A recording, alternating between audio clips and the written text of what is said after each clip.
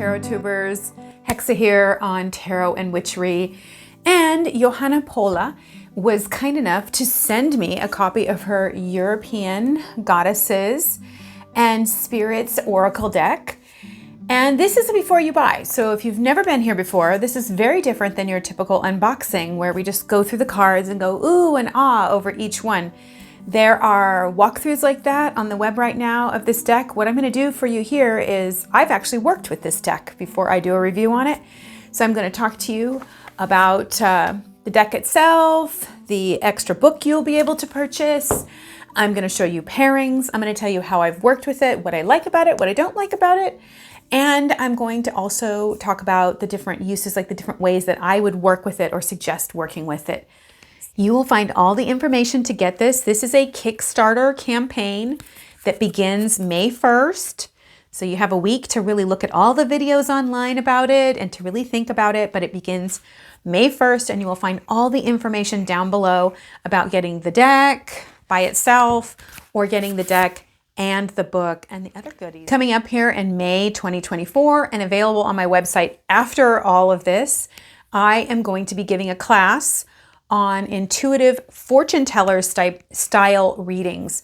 So if you want to learn about working with your intuition on cards, but not necessarily like just throw the book away, like real ideas for how to do this and how to work with the cards in a way, like actual practical tips and tricks from many different angles on how to engage your intuition, then sign up for my newsletter down below because that's where you're going to get that, or be looking at my community tab for that. First off, you'll have to excuse the conditions of my hands. It is spring on the farm here, and that means that my hands are just stained with dirt. So I have the extended book, which I'll talk about, and then the deck itself. So let me just say first off that you don't have to buy the big book. This is an add-on that you can get, but I should say and you do get a book that comes with the deck itself. So first of all, the tuck box, and both of the books are rose petal finish. I love rose petal finish. I will say you don't want to leave this out because it will collect grime over time. It's something about this finish that really just collects grime, but I love the feel of it. I love the size of it. I love the fact that she put these, that they fit inside the box. That's something that I really appreciate. Although I do like this book. So again, this is a before you buy. So this is really about getting an educated of this deck. And again, like I said, you can watch other videos that are doing the card by card walkthrough. One of the things that I appreciated about the creation of this deck is that she specifically says like, hey, this is not goddesses all over the world. This is European goddesses. And these are the goddesses that I have worked with.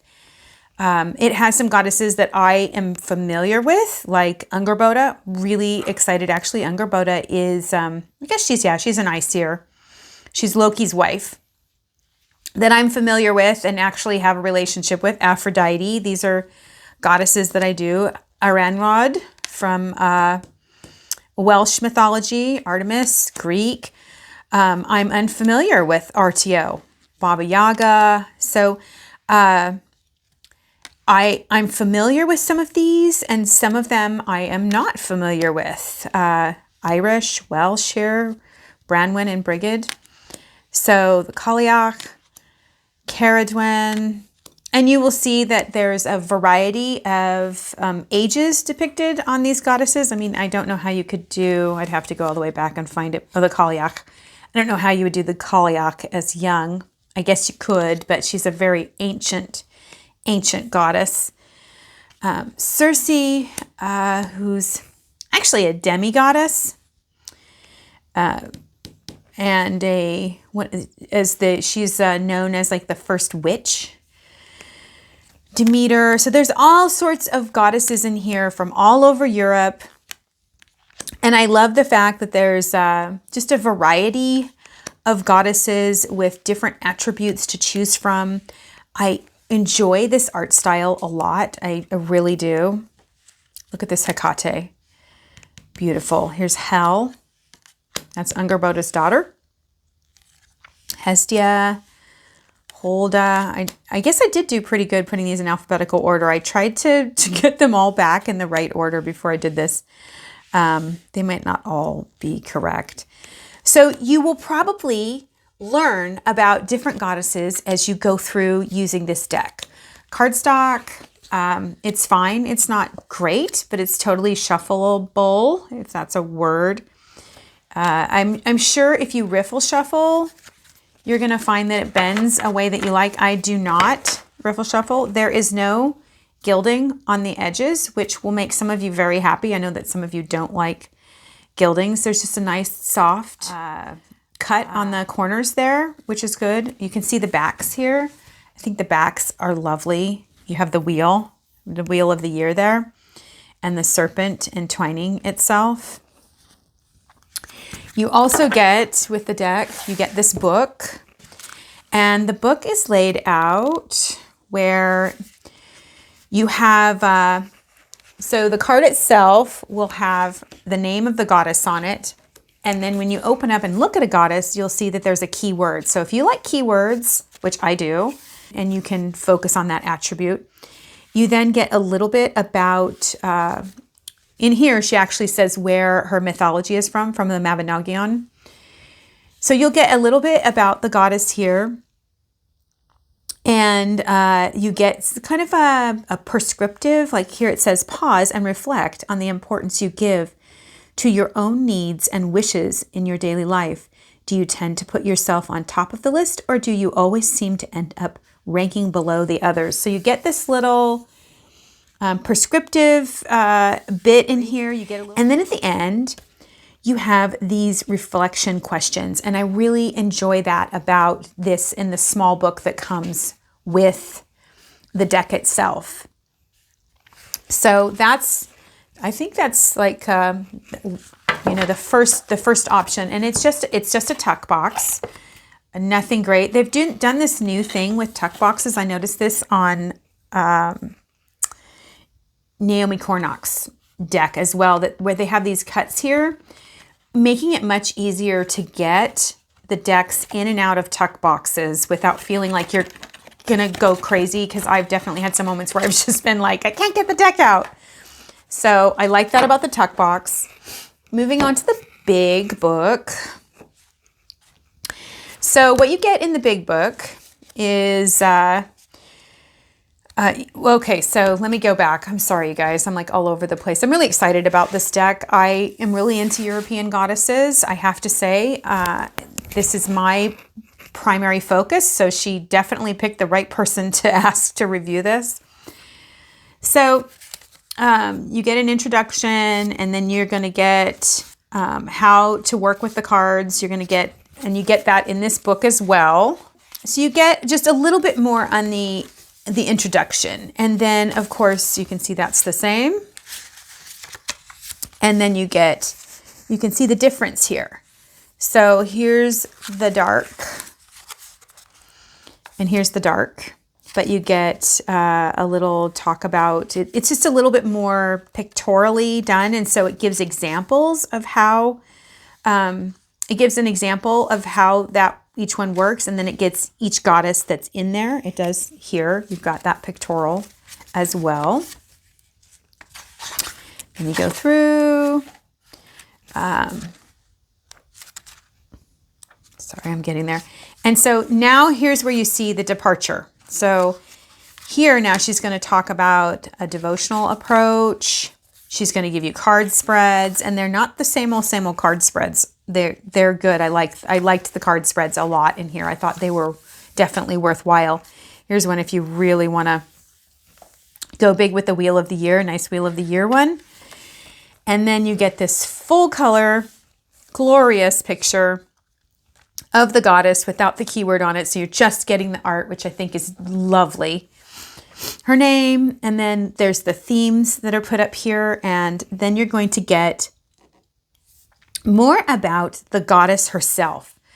So this does not have that. This is more of the prescriptive. This is what you're looking at when you look at the card. It's just a kind of a basic, quick little bit about the goddess, but you get a full page on the goddess herself, and then you get her keyword. And basically, this is the piece that's in the book, this little book right here. This is all you get in there. And then you get, Johanna really pushes into like how to connect. And each one of these is different. You're not going to find the same ideas.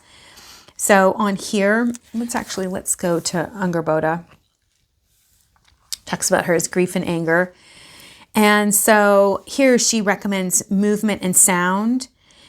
She talks about the spirit animals that are with her. These are actually two of her children, the wolf and the snake. That's Fenrin the wolf. And like on Aphrodite, she has different ideas. Here's an altar. You could make an altar, an idea for working her with her that way. Luscious food, connecting in that way. Beauty. So you get these different ideas for connecting with each goddess when you get this book.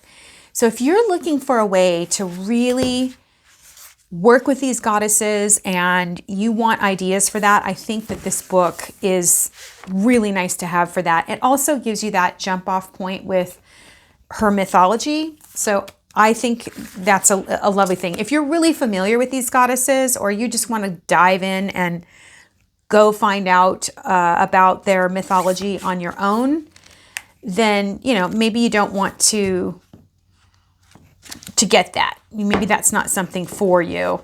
Or if you don't really need to dive deep, you're really just into the energy of the oracle card itself and that goddess, then this is totally sufficient. This is totally sufficient. And maybe you want to order the big book later. So there's that. All right, let's talk about pairings. So let's start off with the oracle cards that I feel are really good. I'm going to recommend, and these are just, so what I'm giving you is the flavor of this oracle deck, and I chose this one in particular, but you might have some other oracle deck in this category to work with. So working with an herbal deck. This is the Magical Botanical Oracle by Maxine Miller and Christopher Penczak. I really love this one. I actually collect Maxine's work. It's on my walls in my house. So, I think that working with herbs next to, look how I think the art styles on these go really well together. Working with herbs, especially magical herbs, next to these goddesses, I think is a wonderful way to kind of pull in some folk magic, to possibly pull yourself into a place where you're just adding another layer on. So maybe if you have, just look, I love the way these decks go together. I think they're just so congruent. So if you have this deck, you might find, it's a really, upside down, sorry. It's a really congruent for me. The art styles mesh beautifully. And I think that herbs and goddesses go together like peas and carrots. Next oracle that I'm highlighting is the Deep Place Oracle by Ray Serafina Barker. Again, Ray Serafina Barker. I may have these listed below and I may not have them listed below, but you can find these by doing a Google search if I didn't. And the reason I chose this oracle is because I feel as though whenever you're working with the goddesses, you may want to be, working with deep parts of yourself in order to get a better look. Another thing that I thought was really great is in this deck, the Deep Place Oracle, and I have a video coming out about this oracle this year, in depth on it. I don't know when. It's in my favorite oracle series that I'm doing. So what I liked is that in this book here, she has questions that she asks for each card. And I thought it was fascinating to find how the questions in this book pinged off the questions in this book. If you're into journaling, or if you're into just like thinking about things, like, you're working on a personal issue, you're doing some shadow work, you draw a goddess to work with a certain issue, and then you draw a card from your Deep Place Oracle, whatever that is for you, or the Deep Place Oracle. then you have a chance to really go deep by pinging the questions off one another, but also they both have, if you have the bigger book, they both have practices. You can see how those practices dovetail and what they bring out in one another. So I felt like these were complementary in so many ways because they really allowed you to think. Before we move on, I just want to say a quick word about YouTube creators and AI. I just want to remind you that AI is becoming a thing and YouTube creators need your support so that we don't just have videos that are AI. So there's lots of great ways to support video creators for free. Please like and leave a comment on the video. You can always share this video. These are all free ways to help the algorithm and help creators by supporting us in ways that don't cost you anything at all. The other thing you can do is actually watch an ad before or after the video. You have to do it for 31 seconds, and that actually pays the YouTuber that created the video. I'm super into Oracle on oracles, and so if you haven't seen any of my videos on working with oracles, I have a whole series. You should check that out because you will find that I've got great tips for how you can, use oracles in new ways, even use oracles to go with your tarot decks as well. But I love Oracle on Oracle. I absolutely use multiple Oracle decks at the same time. The next one that I am doing is the Enchanted Art Oracle cards by Mimi Pettibone. This is a super cheap deck, you guys. It is not expensive to buy this deck. Now, it's not a congruent art style at all, although you'll find some of them more complementary than others. But okay, so here you are. You're trying to figure something out, and you draw Hecate, which is goddess of the crossroads, and she's definitely a goddess that meets you where you're at, and then you ask her, remember to ask Hecate, right, what you need. She's just going to wait there. She's not someone that gets up in your face. And then you draw this card with it. Your talents and gifts are calling you. Well, if you are at a crossroads, boy, that's going to give you some real direction as to which way to move in. Okay. Hell, okay, goddess of the underworld. Celebrate the little things in everyday life. Great card to get there when you're working with hell, right? So, when in doubt, ask for guidance. There's Demeter. She definitely asked for guidance, didn't she? When she went to find her daughter, she went all over the place until she got answers. So I really like these two decks together. Again, I think that if you have something that's a words deck like this, this is what I would call a prescriptive or suggestive deck, because every one of them is kind of an affirmative suggestion. Embrace your inner and outer beauty. Relaxation promotes healing. It's okay to go after what you want. It might just want you to, okay? So there's Circe. She definitely went after what she wanted. So great deck. Again, Enchanted Art Oracle by Mimi Pettibone. I really like this deck. Really, really like it. And it is, she had me do a walkthrough on this. So you can find a walkthrough on my channel of this. As a matter of fact, you can find a walkthrough of this on my channel as well in the playlist section. So look at the decks and reviews section if you want to see more of that. Next up, I'm going to get witchy because, here we've got Circe and Caradwen. These are great witches. And I'm going to pull out the Green Wheel Oracle. And so I would say if you have a witchy deck that is about grounding yourself, like earthing yourself, really putting yourself into into the land, into your magical practice, then I think this is this deck in particular. And this is in my 3 must-have magical decks. You can look at this, and I actually go over this deck so much because I love this deck. As a matter of fact, this is by Danielle Barlow. She also did the Witch's Wisdom tarot, which would go great with this as well, but I'm not going to break that out in the tarot section. The tarot section's next. So I just find, the Kaliak and deer, that would go really well together.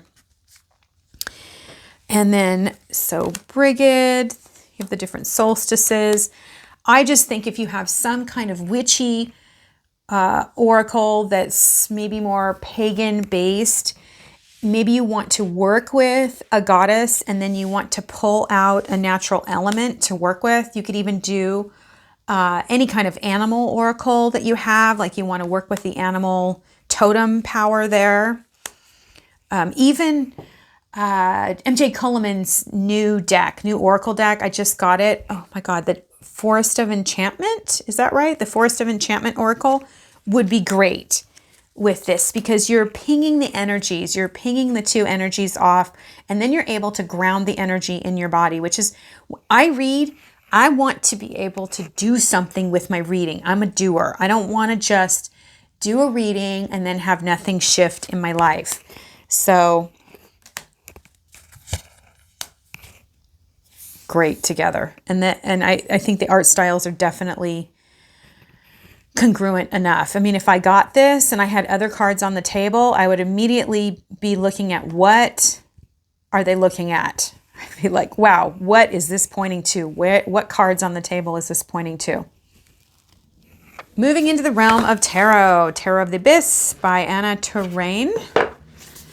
I always say her name as French, but it's actually, she doesn't say it that way. I like the fact that these are both line drawing decks. As you can see, as I go through with just what's right here, I think they're really congruent. They just look lovely together. I would use Tarot of the Abyss and the European Goddesses and Spirits Oracle together when I need a hard-hitting answer, because I find that Tarot of the Abyss pulls no punches. So if you're looking for some real honesty and you want your goddesses to get up in your face, then this would be the kind of reading that I would do. I think that the Tarot of the Abyss is really going to give you clear-cut answers. That's my experience of this deck. Okay. All right, next. As far as tarots go, so let's say that you pull a Norse goddess, right? You've got like these Norse goddesses here. Maybe you have a deck that's Norse centered. And so I would say a great thing to do with your tarot is to go ahead. This is, my husband got this for me on eBay years ago as a special gift. I'm going to do this tarot reading, and then I'm going to have a deck that is going to specifically be about the culture that I'm pulling from.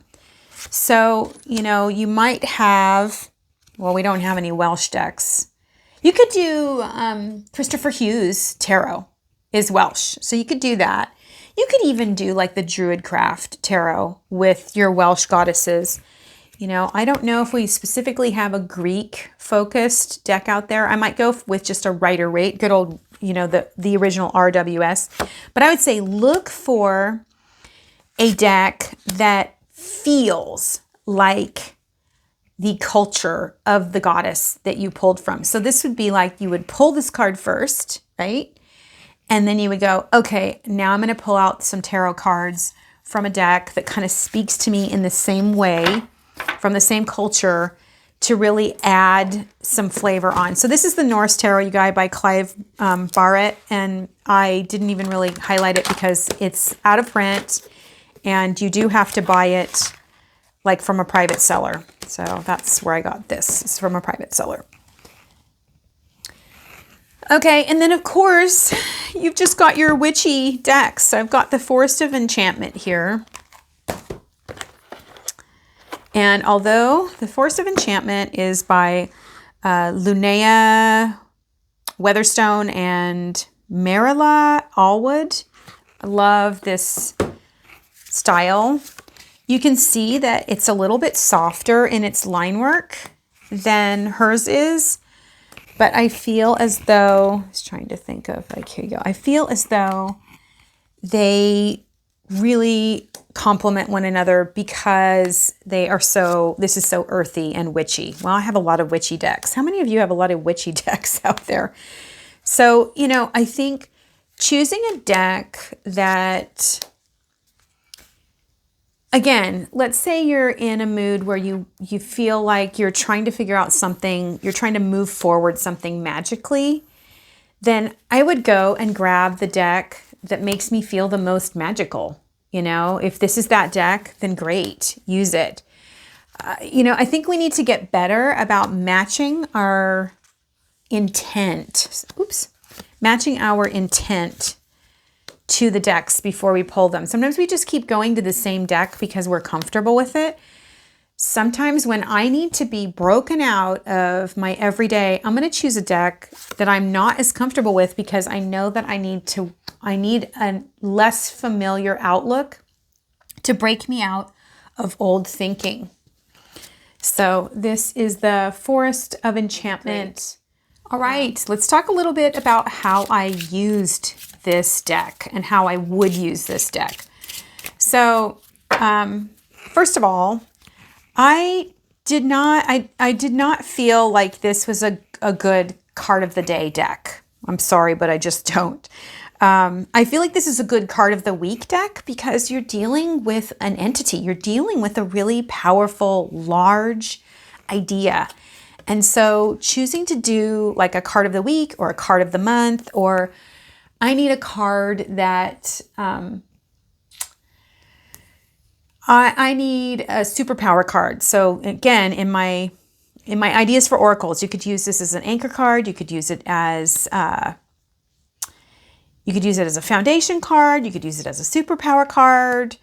All of those, you can get those ideas from my videos there. But again, I definitely wouldn't do a multiple card spread with this. I wouldn't be like, okay, I guess you could do past, present, and future. But there's so much in each one of these cards. There's so much going on that it just feels like a lot for a simple reading. These are not simple reading cards. They are complex ideas. And so I would say that this is a lot better for finding core energies and choosing cards of the week, cards of the month, cards to help you in a situation, like what energy do I need to employ in order to get through this period in my life? Who's my menopause companion? The Kaliak, what does she teach me as I go through menopause? That kind of stuff. I think this is a great deck for altar work. So if you have an altar, maybe you want to work with a specific goddess. So I'm really happy to have some of these goddesses that I'm wanting to work with that I don't have in other decks. And even to have multiple images. I definitely have Brigid in a few decks, but I would love to, when I work with Brigid during Imbolc season, to have all my Brigids out. So I think she's great. This deck is great for altar work. I think this would be great for spell work as well, because you can really sit down and think about what you're working on, what your spell working is bringing you forward and into, and you can then go through and find the goddess that calls you. And you can do that in a couple ways, just really quickly. You could go through and you could just be drawn by the art. You could choose to get the book out and go through and check the keywords. Oops. You could check the keywords. You could keep going through until you find the keyword that you feel is good for the spell that you're working on and read up on it and say, yeah, this is actually the right goddess. Or keep going, or maybe the Kaliak as a goddess that's of something else, is of veiling, so you don't necessarily use that. But again, I can just go by researching the goddess, and I can use her to call on her for my spell. I can use her as an anchoring energy for my spell. Like I want to be channeling this energy in my spell. So I might get this out and really do some research on Scotty and then ask myself, how can I channel her energy? And then while I'm doing my spell, I have this out as a visual reminder of how I'm really trying to work that energy into my spell. So I think this is great for spell crafting.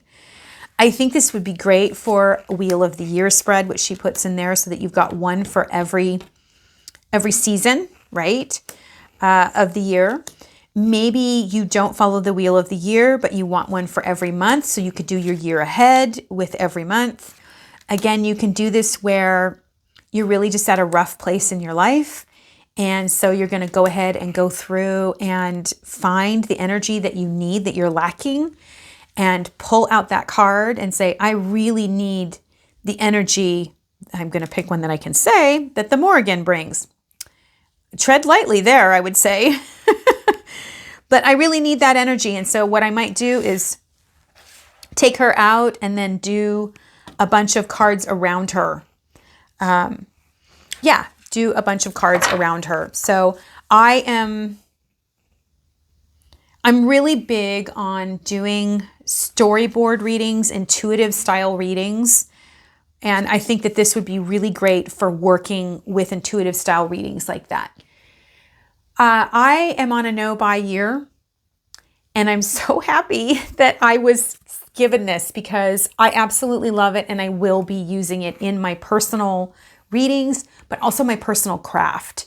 I think that this is a valuable tool to have, and the actual art on it is gorgeous. Let me know what you think below. Is this something that you're thinking of getting? Until we meet again, may you find yourself with the perfect deck that brings you into your personal power.